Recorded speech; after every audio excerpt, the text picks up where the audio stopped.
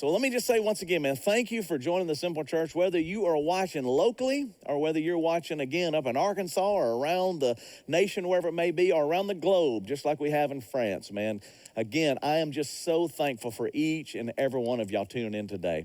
It's a big day for us today. It's a big message for us. And I want you to know that as we go through it, I am praying for you right now as you're tuning in that you'll go, okay, God, open our hearts up a little bit and help us to listen and to learn. Because as we talked about last week, we realized that the coronavirus forced a shutdown all across this country. And none of us were really prepared for it. We knew that it could happen, but when it happened, it was pretty shocking to see restaurants and, again, so many businesses closing, and it's been pretty crazy.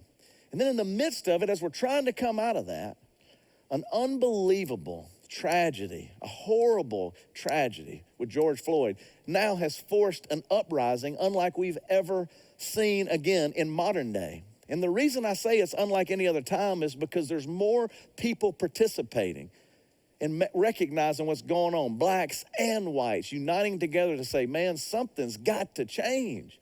You will see it image after image, day after day. And what I want you to know is as I'm watching this, as I'm talking to my kids, I realize that many of them, it brings fear in because it's scary. It appears we've moved from the COVID to the chaos of this modern world, and everybody's trying to navigate this new normal, whatever it looks like. And as you're watching and you're trying to navigate that as well, I'm going to remind you of something I said in the COVID message. Genesis chapter 50 says this: you intended to harm me, but God has intended it for good to accomplish what's now being done, the saving of many lives. There's no doubt there has been a tragic loss of life, and there continues to be way too many. But in the midst of all of this tragedy, I can still see God doing something really new. He's bringing some good out of it. We got a long way to go, but you can see it if you look close enough. And by the end of this message, I'm going to show you a video just to remind you of the good and some of the things that we see happening now that we never in our wildest dreams would have thought we'd see. But it's happening. But some of you may be asking a couple of questions. Number one is, how can any good come from this? I mean, really, what good can come from this? Well, let me just say at the beginning of this message, if you think that I'm going to make a political statement, you're wrong. It's not the Simple Church. It's not me. There's a place for politics, but I don't believe this is the place for that. If you think you're going to get a hard message, some hard preaching, that I'm going to come at you and tell you you need to do this or you need to do that or they need to do this or they need to do that, once again, we're not going to do that. For me, what started in my heart when I saw all that has been going on in our country is I had to take an honest look at myself. It takes me looking in the mirror to say, all right, God, change me. Show me something. So, but no way would I point the finger at somebody else and tell them what they need to be doing or what he or she should be doing, when the truth is, man, I'm still trying to figure out me and what I'm going to do and how I'm going to live and the example I'm going to set, not only for the community, but most importantly for my kids, for my family, for my friends. Lamentations says this: let us look closely at our ways and examine them, and then return to the Lord. The truth is, me included, I got to work on that. God, where I'm off, show me I'm off and help me to return to you. God, where I'm messed up in my worldview or the way I see things, God, help me to get my view right. And that starts by running back to you. Job 13:23 says, tell me what I've done wrong. Help me. Point my sin out to me. This is what I'm challenging you with as I am talking to myself. So as I sat down to write the message and put things together, I'm going, God, show me my sin. God, point me in the right direction. Man, help me not to be looking at what everybody else is doing and he shouldn't have done that and they shouldn't have done that. To go, God, let it start with me in my heart. Matthew 7:5 says this: you're being hypercritical, and let's call it what it is, a hypocrite. First, acknowledge your own blind spots and deal with them. Recognize them and deal with them. And then you'll be capable of dealing with the blind spot of your friend. If you want to know what we're doing today, is I'm looking at my blind spots. I'm not worried about you right now, and I say it a lot when I talk to the Simple Church. Hey, man, I'm preaching it myself, and I hope that it helps you. Because as I begin to talk about today's message, I'm telling you, I got blind spots. Julie came to my office and she goes, what are we calling this message? I mean, I got to send out an email. And Caleb came in and he said, man, what are we putting up? Because as I told you, I really didn't know I was going to be preaching this message. But there's no doubt I could not miss the opportunity. When people are trying to figure out and navigate this, and I had to really look at it from my own self. And when I saw that passage, that word blind spot is what jumped out at me. I mean, as I was getting all this together, I went and looked up the definition of blind spot. It's an area or subject about which one is uninformed or prejudiced or unappreciative. And I thought, man, that's it. I mean, that's it. You don't talk about blind spots in my life. This is exactly a blind spot. When I look at my life and I look at the way I've grown up and the things that have happened to me personally. So before I tell you about anybody else or go into what somebody else said or what somebody else is thinking, I just want to talk to you about me and come to you from my heart today. You've heard me say this a lot. Where'd you grow up, Justin? Well, I grew up at Werner Park Elementary. Now, if you don't know where Werner Park Elementary is and what my story is, when it comes to schooling, this was the first place for me. And yes, it's over in West Shreveport, kind of by, again, Hearst Coliseum in a not so great neighborhood. Our family didn't have very much. It was a very, very small house. And my brother would help walk me to school. And as we walked to school, we began to notice that not everyone was our color.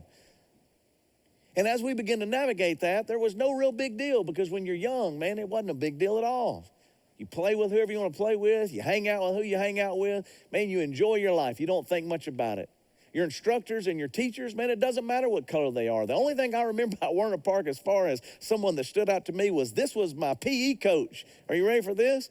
Yeah, Robert Parrish from the Boston Celtics with Coach Caldwell, which we talked about him before here at the church. And he was white. Coach Caldwell was white, and obviously Robert Parrish was black. But they worked side by side together, and we as children saw that. And we didn't care. We were just mesmerized by how tall Robert Parrish was as a student teacher there at our school while he was going to Centenary. And as I told you, growing up, we didn't have any money at Werner Park. And so Coach Caldwell came up with creative ways, using wood sticks and coffee cans and filling with concrete. And we were working out with rubber tires from bicycles before that was cool. But Robert Parrish was right there with us, playing and having a good time. And Coach Caldwell was enjoying life, and I was like, man, this is a great thing because we made do with what we had, and color wasn't a problem. And then my family, my dad, he got a promotion and actually decided to move because he worked at Western Electric to the south side of town to be closer to work. And we moved to Summer Grove, man, Southern Hills.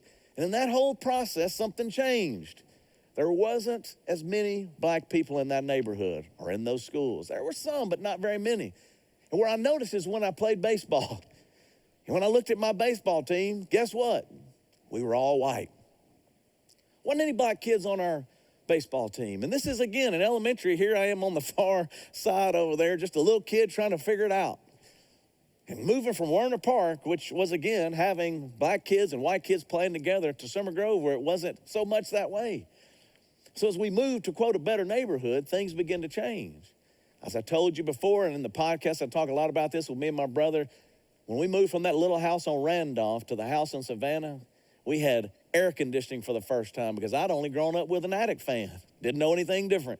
Raised our windows, and the attic fan is how we stayed cool. But in Savannah, we had air conditioning. Man, we thought we were something. We actually had carpet. Never seen carpet before. I remember laying on the carpet on the Savannah house when we moved to the neighborhood. Was doing a carpet angel because I was like, man, this is awesome.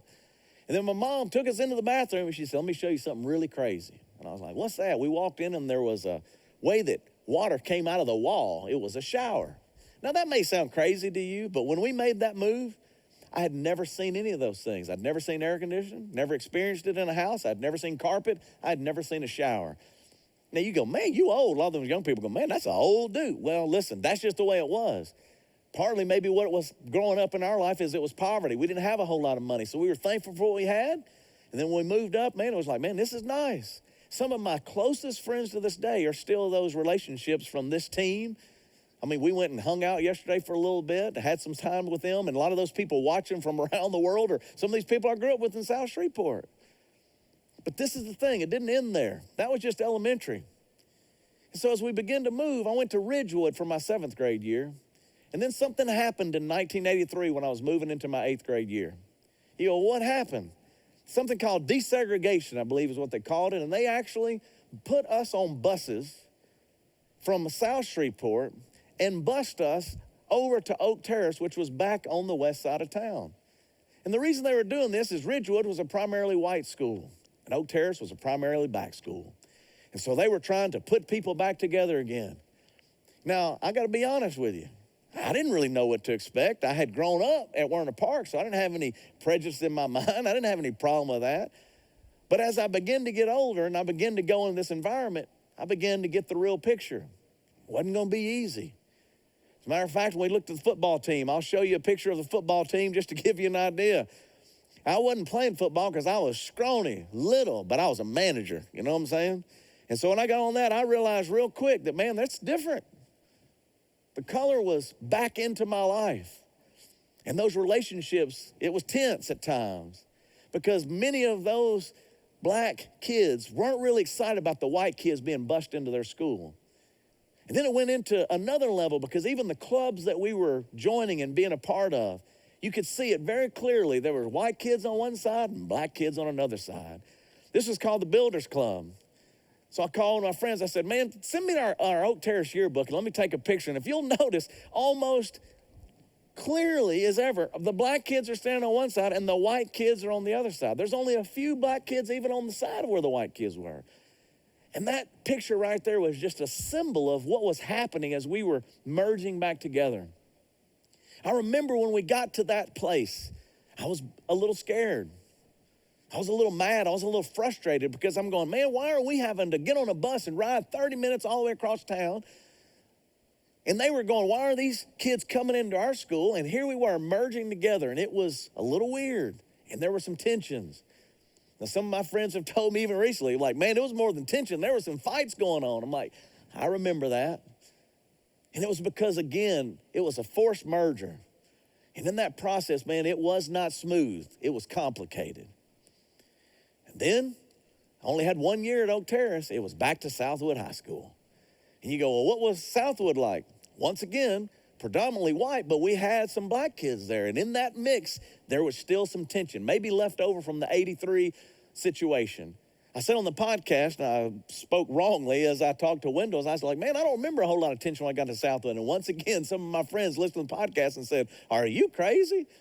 Do you not remember this incident and that incident? And I was like, man, it's been a while. I've forgotten. Yeah, I remember now. So it wasn't quite as smooth when I got back there. There was still some tension. And that tension escalated because it wasn't just in the school environment that I was growing up in. When I went to my grandparents' house, both sides, we found this picture. John found this picture this week. This is my grandfather on my dad's side, and that's the grandfather on my mom's side. And if I'm being absolutely transparent, both of them at times were very racist.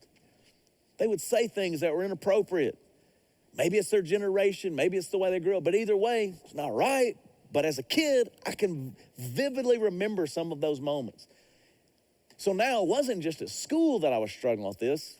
There's some times at home that I'm going, man, I don't know about this.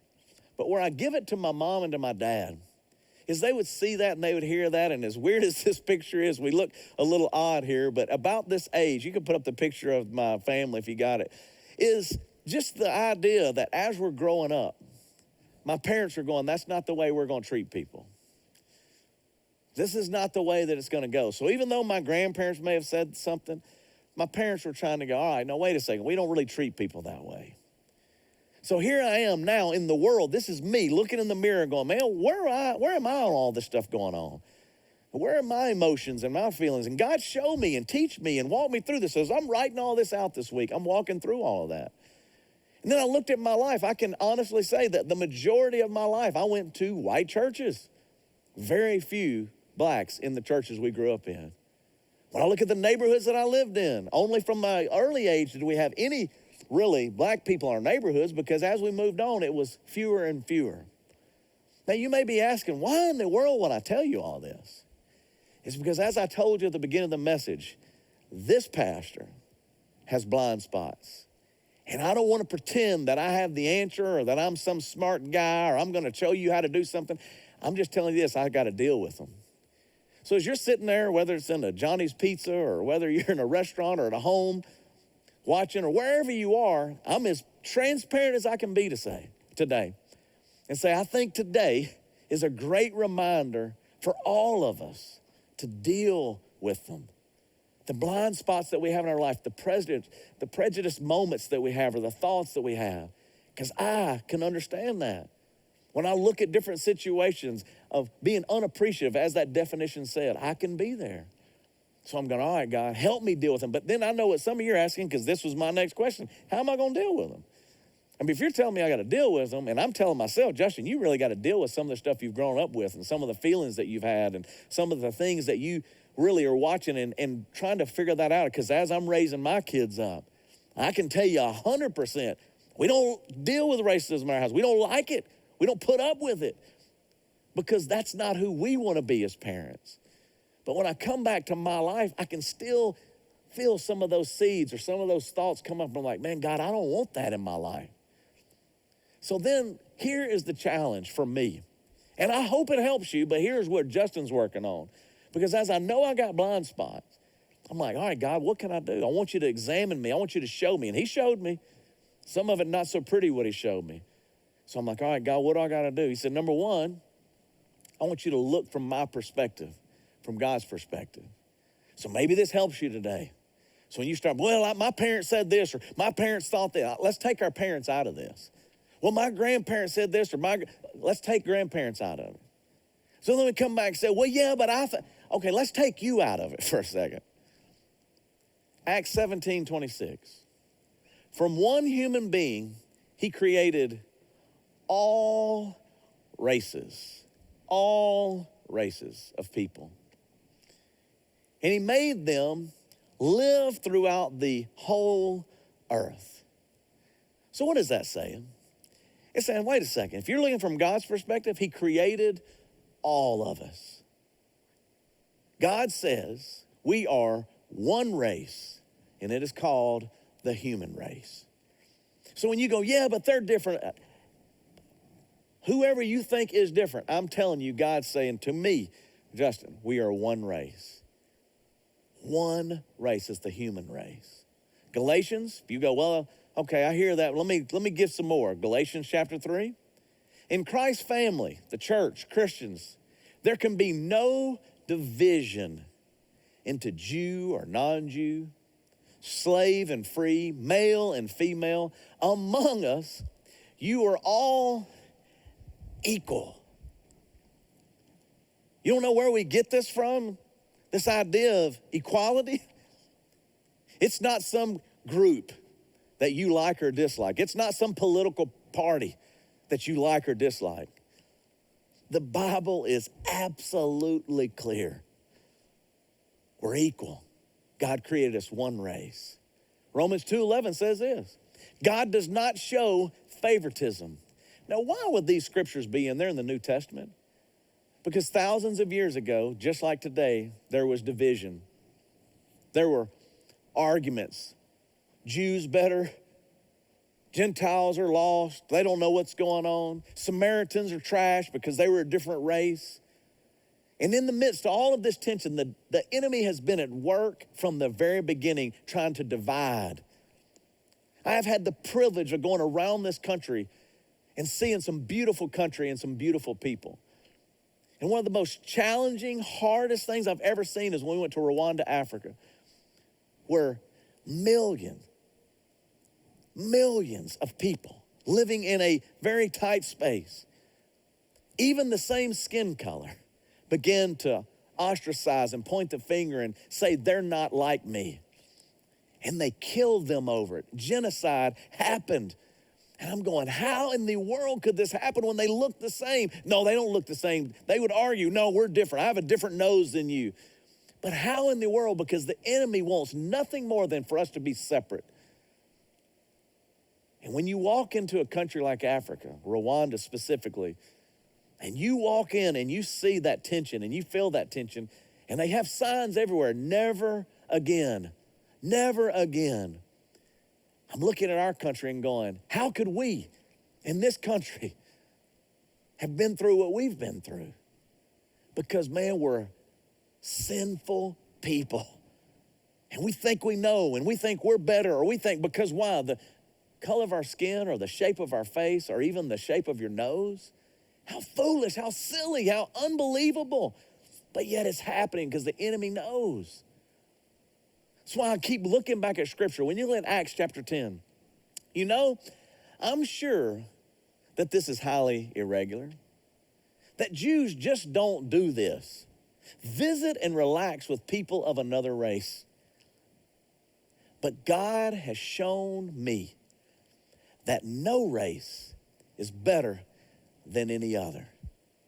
Even the writers of the Bible that you're reading, we're going, man, wait a second. I am waking up to and realizing that what my family may have taught me or the culture may have taught me is not what God teaches. And there is no difference between race. There's no one superior or inferior, that we are equal. And as I visit and relax and hang out, I begin to see that more clearly. In God's eyes, we are equal. God, help me to see like you. If you want a prayer to pray, if you go, all right, God, forget what this political party says, or that political party, or this group of people, or that group of people, because I see it happening. I still hear it happening. We're arguing and, well, yeah, but I think, or you. Maybe it's not about what I think or you think. Maybe we should go back to what God says and go, all right, God, here's your truth. We're equal. We're equal. And if I'll just visit with you, if I can just hang out with you, if I can just talk to you, I can begin to see that, and I can begin to appreciate that. That's number one. Number two, and this is the challenge for me. Justin, can you look from someone else's perspective instead of just seeing your own?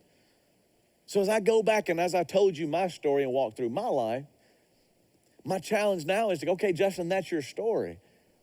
But can you be sensitive enough, wise enough to go, it's not just about the way you see things or your experience.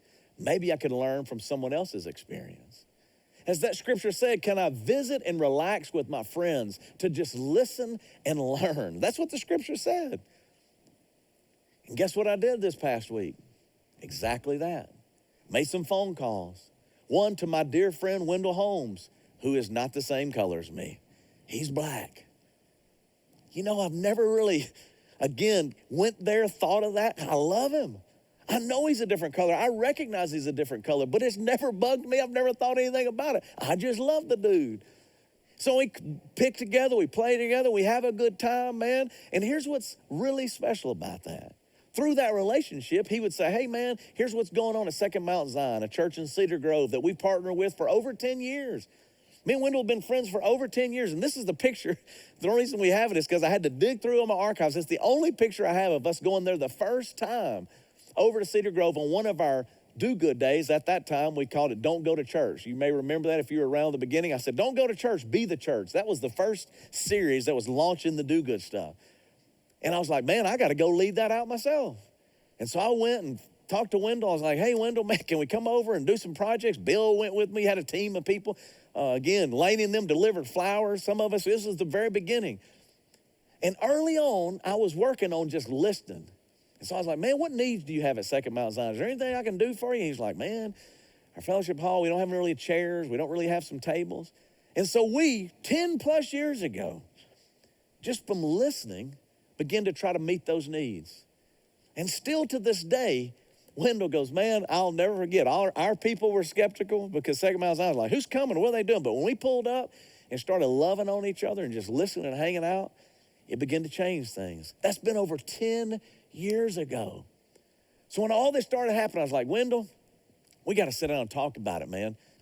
Not just my perspective, but can you give me your perspective? He said, man, of course. So we went over to Second Mount Zion this week, sat down and just talked a little bit. And my hope is that as you see us talking, you would listen to what he says, listen to what we can learn from to see things a little differently. Watch this. All right, here we are, Wendell. Yeah. We got to talk it out, baby. Let's do it. We got a lot to talk about. First off, though, let's go. I keep it straight. Right? That's why we're here. How long we been friends? Oh man, it's about 12 years. Something like that. Yeah, about 12 years. And this is a good man right here. I try. No, he's a real good man. He ain't no try. You ain't just trying. I love Wendell because you keep it real. We have a lot of fun together. We cut up a lot though. Well, you too, bro. But we do a lot of cutting up. Yeah, we do. You started though. Just before we got in here, we were cutting up already. You get it kicked off. Well, but that's all right. That's all right. But I got to meet your pastor, great guy, and that's your uncle. Yeah. See, how awesome is that? This is what was so awesome, though, to me, is what we really got to get back to, and this is why I wanted to meet with you today and talk about it, is because I obviously want to listen to you, man. I want to hear your heart, because I know your heart, and I know right now it's hard, and that's why I want to reach out to you and go, man, let's talk about it, because I also know your people, man. They're so sweet, so kind. Second Mount Zion has done nothing but love on us. We tried to love on y'all and help you, but, man, y'all always outlove us. What can we learn? What should we be doing better? What? I think, man, just building better relationships, stronger relationships. Yeah. And the thing about it, man, it has to be genuine. You're right. It has to be genuine. I can't come over here and love on somebody because you told me to. Right. I have to feel it in my heart, man. Right. Feel it in my heart, and once, I feel it in my heart, it becomes genuine. And it's not hard to do. No. At that point, when it's in your heart, it's not hard to do. Man. You're right. Yeah. When you start talking about keeping it real and from your heart, any other advice on that? What else could they really do? When you say keeping it real, what do they need to do, practically speaking? You got to get out. You got to meet people. You got to introduce yourself. Kind of like me and you did. Yeah. Yeah. And I thought, thought you was a little crazy at first. You ain't the only one, bro. This dude ain't right, man. You ain't the only one that thinks I'm crazy. Yeah. But then there's the other side too. Yeah. So yeah, man, I think just getting out, meeting people, and just being genuine. Yeah. Gotta do it from the heart, man. We're better together. Ain't no doubt about that. I'm thankful for you in my life. Man, when you come in a setting like that, man, when you're around people, you're loving on people, it just only makes you better. It does. It'll make you better. And we gotta love. We got a lot more love to go, because that hate ain't working, I promise you. More love, man. Well, I'm thankful for you loving on me, man. Hey, always, man. I'm serious. And I appreciate you. That's much love. I want you to go to the podcast, and I want you to listen to over an hour of conversation with Wendell. You can download it. You can listen to it, because we're just starting to really expand the dialogue. As you heard in the video, over 10 years of a relationship, what I've learned is we go eat lunch a lot. I've met his mom. We hang out together. I've met his family. And it's not now. It's 10 to 12 years of a relationship. Been with him through some of the highs of his life, through some of the lows of his life. And he's been the same for me. When he called and had his family in a tough situation in the hospital, he's like, hey, man, I need you up here. Boom, I'm gone. I'm coming, Wendell. And this is the thing. I never once thought about the color of his skin. That's my friend. That's my boy. That's my partner. And I'm telling you that I ain't there yet. But the one thing that I can say is, man, I want to get better. And how we get better is to stretch ourselves. And me and Wendell talk about it, get out of our comfort zones. We talk about it in his church at Second Mount Zion. That's what we were over there talking about this week with his pastor. It's what I talk about to you a lot, is like, get outside the walls of this building, man. Go love on somebody. Stretch yourself. Move. And you guys are doing it. But let me tell you something. We got a lot more to do. Philippians 2 says this: agree with each other and show your love for each other. Be united in your goals and the way you think. And whatever you do, don't let selfishness or pride be your guide. Be humble and honor others more than yourself. Don't be interested only in your own life, but care about the lives of others too. You wanna know why 10 years ago we started that relationship? Because it was based on that kind of scripture. How can I unite us? You wanna know why we did Laundry Love right over there on East 69th? Because it's right down the road from his church. You don't know why I called Jim Moss, another good friend here in this town. I said, hey, man, Second Mount Zion needs some computers to help their kids do their homework while they're waiting for church. And, Jim, you showed up, and we installed those computers. When I called you and I said, hey, man, we need to go paint their sanctuary. We don't have a building. We don't need a building. We're able to go and be mobile. But, man, let's help somebody who really is in a sanctuary and could use that help. And we painted. And you know what the best part about that day was not the paint, not the project that we completed, but that all of us, after 10 years now, are eating out in the backyard, eating in the fellowship hall, laughing. Our kids are playing together. And you know what that does, man? It begins to soften your heart. It begins to live out the scriptures that you're reading. Be interested in others more than yourself. Be humble in that. So take the church out of the picture for a second. What about your life? What about your actions?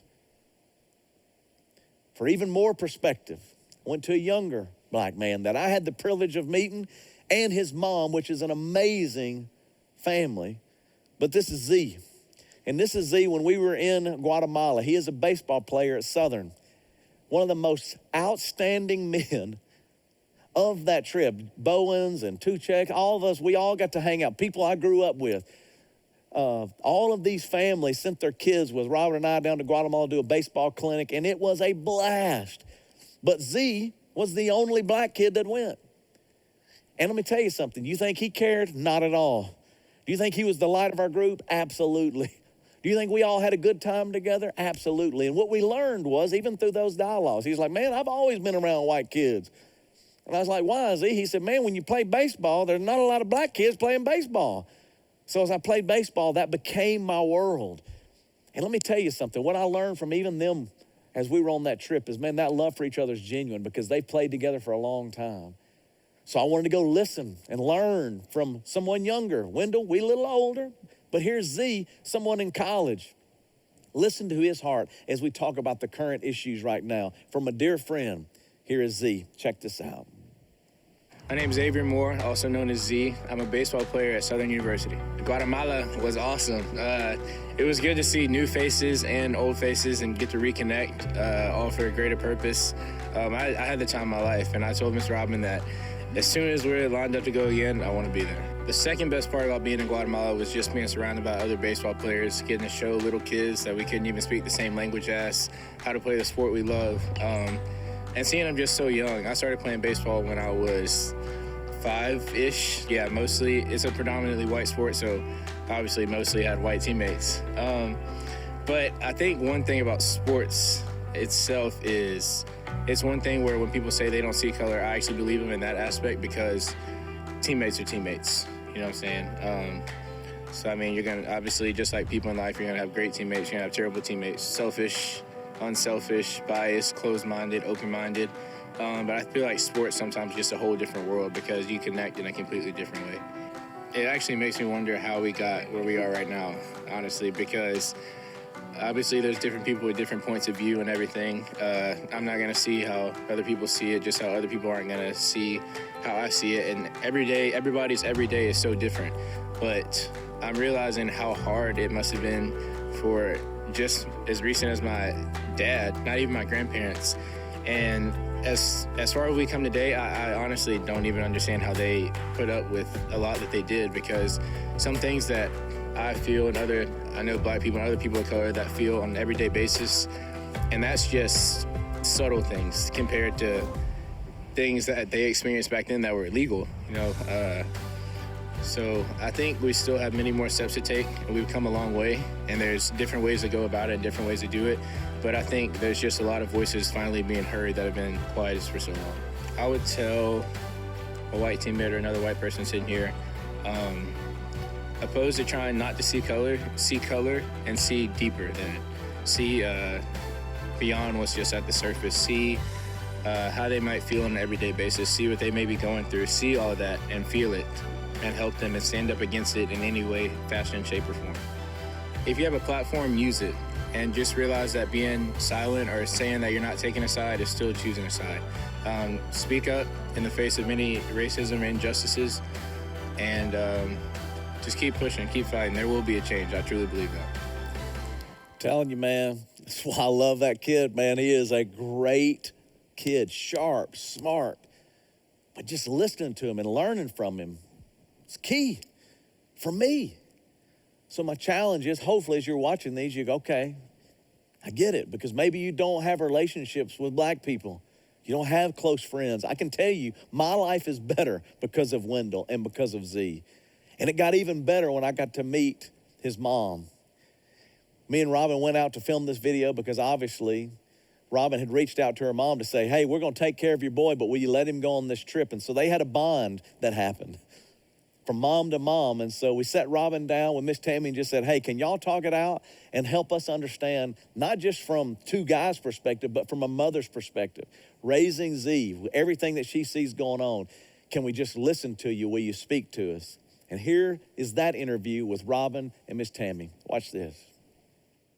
Hey, yeah, I'm here today. You've heard from Xavier. Loved getting to know him on our Guatemala trip. But I wanted to talk to his mom. I wanted to talk to you today, Tammy, and just kind of hear her heart and her perspective. You know, we're both moms of boys. Yes. You got two of them. You also have an amazing daughter.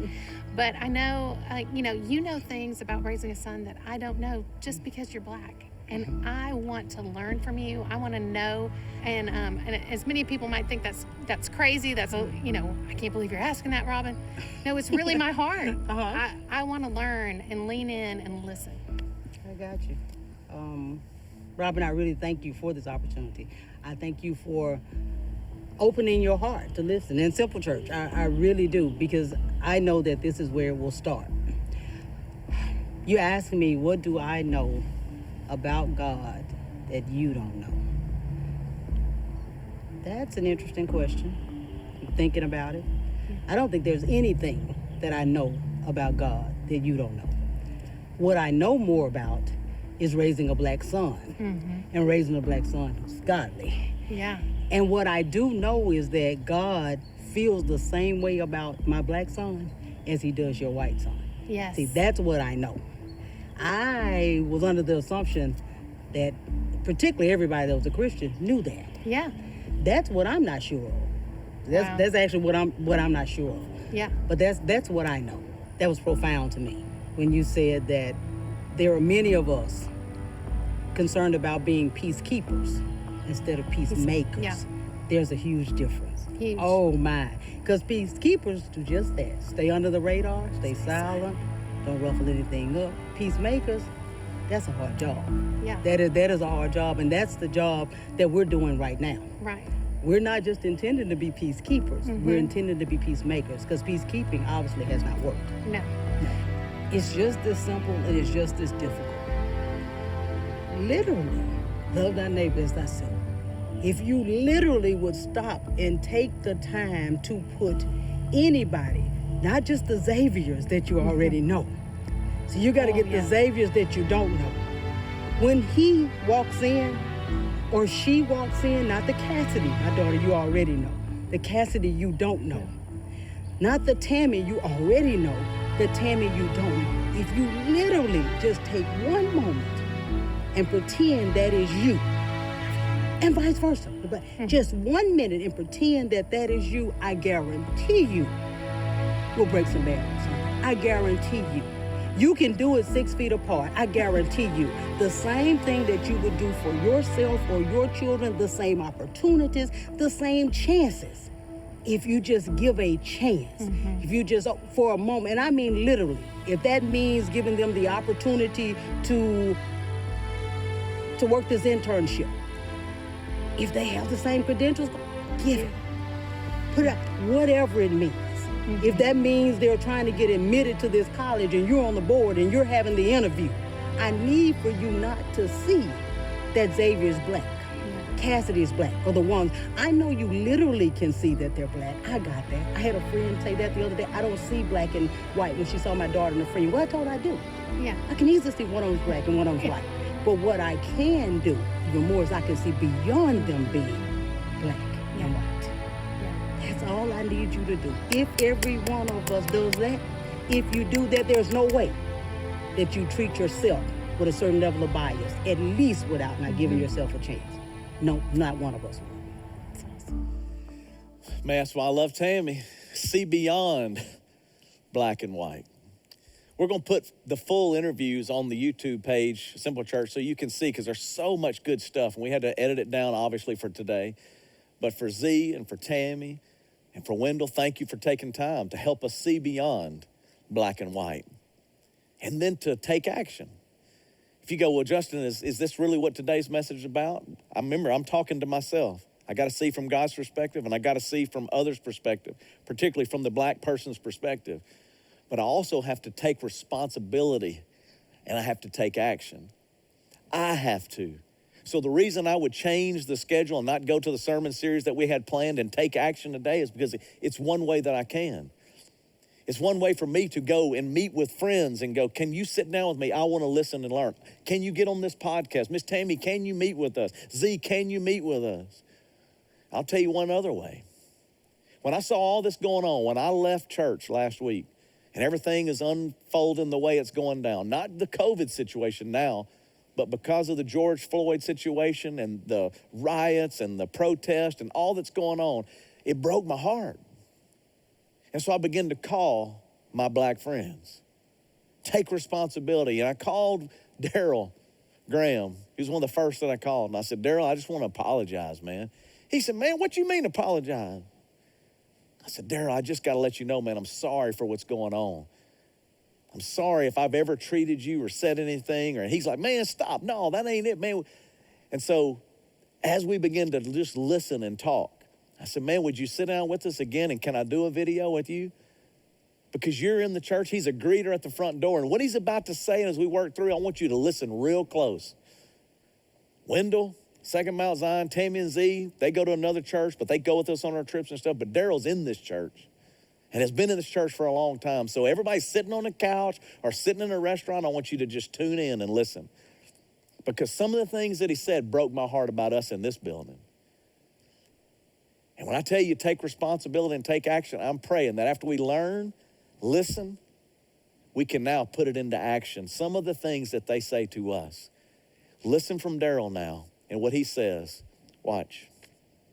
Like, man, what did you calling me apologizing to me for?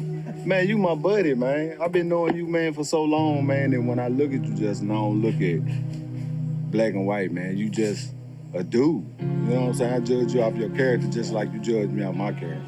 You know what I mean? You're a man just like I'm a man. You believe just like I believe, man. Family. That's how I look at you. It's family, man. I mean, it comes and goes, man. You know, you see people come, you see people go, you shake people's hand, in and out. How you doing? Yes, ma'am. No, ma'am. But sometimes you got me and Mr. Mike. And that's my dude.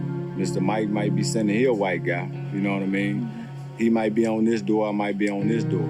But some people can come in and shake his hand and look at me like I ain't even standing there and go right on in the church. And I tell myself sometimes, man, how can you come into church, listen to what you say, and you don't feel anything, and you still come back out, you still the same person, you ain't trying to change nothing about you. So my thing is, what did you do? What did you come into church for, man, if you ain't trying to change? You know what I mean? Do it hurt my feelings sometimes? I mean, it will hurt anybody's feelings, you know what I mean? But you still got to smile and keep going, man. You know what I mean? You have to. You know what I mean? As a nation. And you say it every Sunday, man. Love God, love people. But if we really don't do that, bro, ain't them just words just coming out of our mouth? You know what I mean? That's all it is, just words. You don't feel anything. If you can come go in that church, man, and not feel anything that you saying, man, you don't need to be here, bro. I have a mixed family. So, you know what I'm saying? So I see it like 10 times, 2 times worse. You know what I'm saying? It's just being just myself. You know what I mean? She feel it just like I feel it. You know what I mean? We can talk until we blue in our face, man. We can talk till our tongue fall out. But the only way that we push through this thing, man, and everybody, just the phrase everybody's saying, we better together. But if we really ain't better together, we ain't doing nothing. We ain't doing nothing. Like I said again, it's just words, man. That's it. I can come over your house and I can hang out, man. We showing people, hey, man, that we past this. If you stuck on stupid, you stuck on stupid, man. I'm not finna hate you because you decent. Because if I got black friends, man, and they come over here and they see you over here or him over here, and they get to talk and say, man, you can get on. This is a people's house. You know what I'm saying? No, it's true.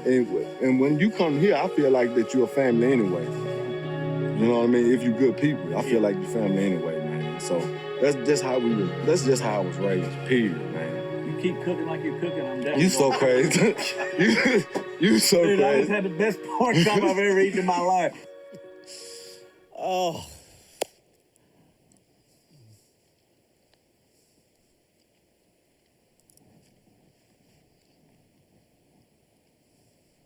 What breaks my heart, man, is to think that any one of us treated Daryl differently because of the color of his skin.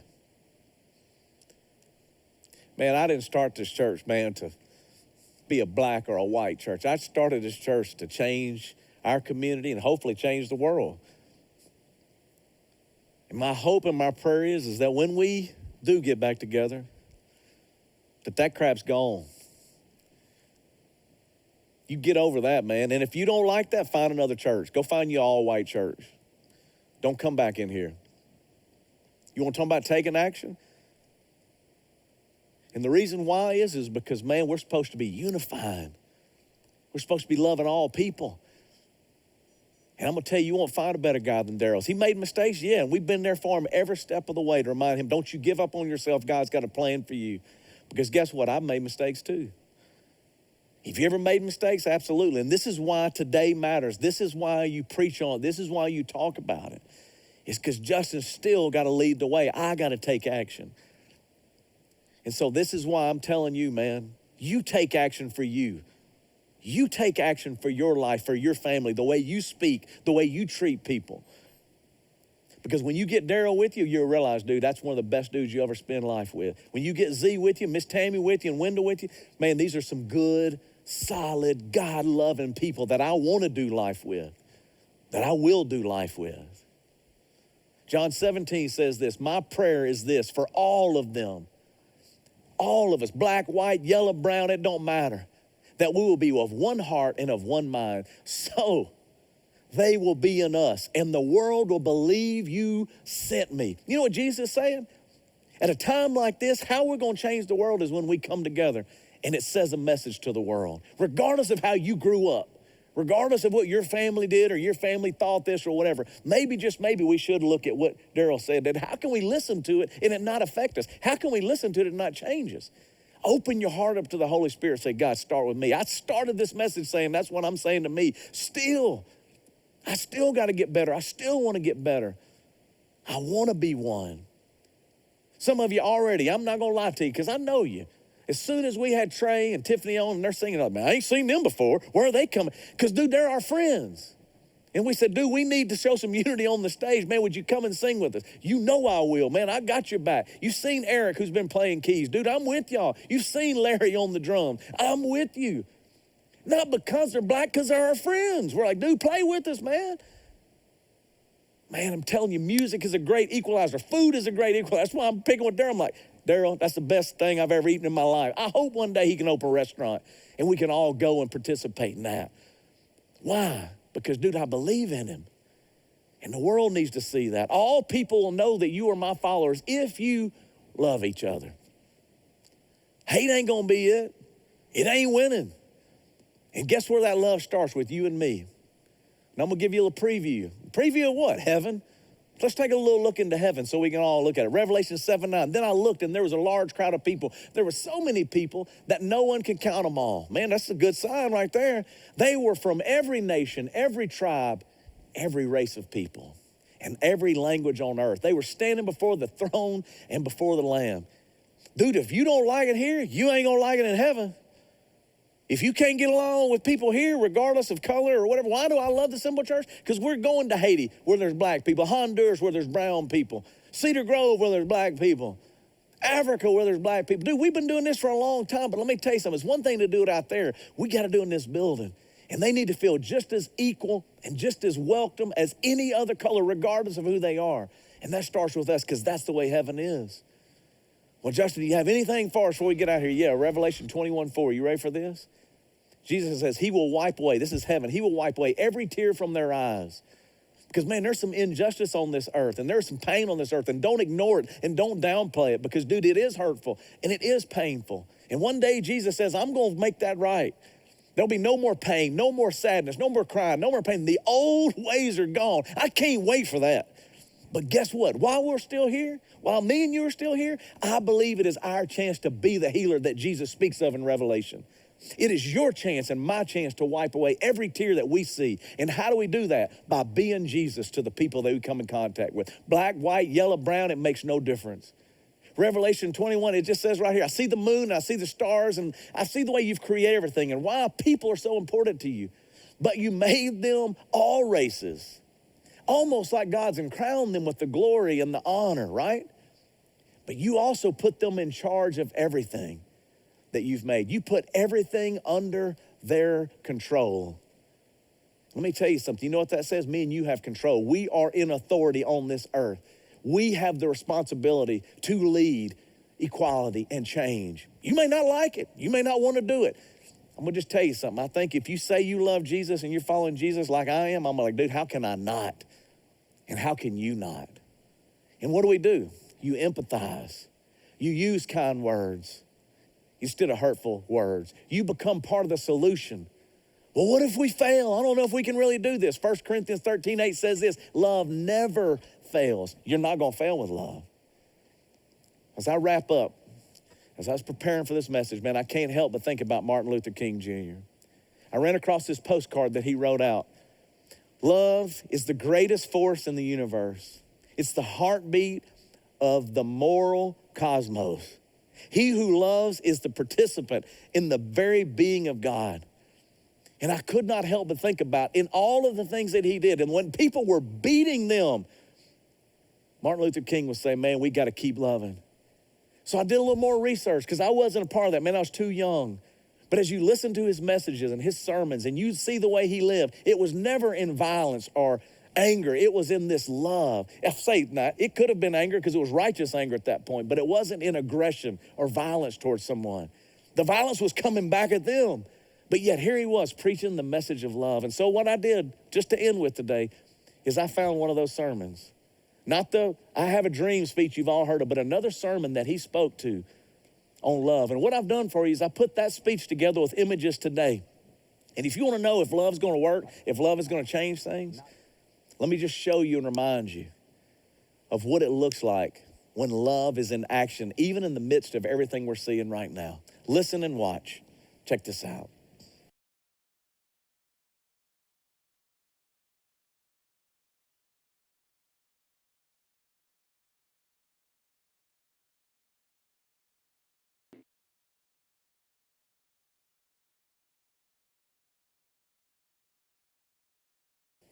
Love, man.